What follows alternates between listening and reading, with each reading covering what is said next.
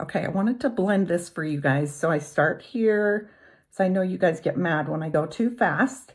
And just know that on Thursday mornings, you can always catch me live on Instagram, and I will be happy to answer any and all of your questions. And if there's colors and things that you want to see specifically, whether it be eyeshadow, lip and cheek, demi color, whatever it may be, just tune in and ask me all of the questions. So I've just taken care of my brightest shade. Now I'm going to go to my next. And I'm just going to really lightly start to blend. I'm always really careful around my under eye.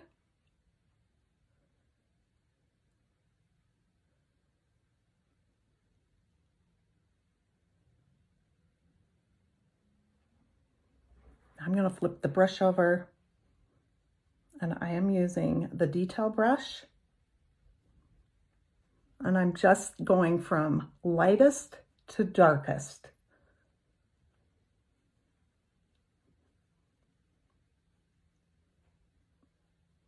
I have to look right above the camera here. I can actually see. I can't see in my phone anymore. See that? Always blending up on the contour.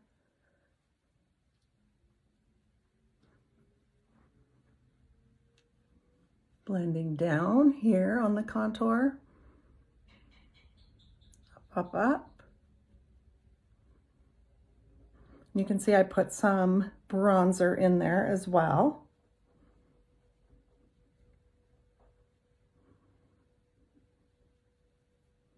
And you're kind of blending the shades together, okay? So think about not swirling these colors all over.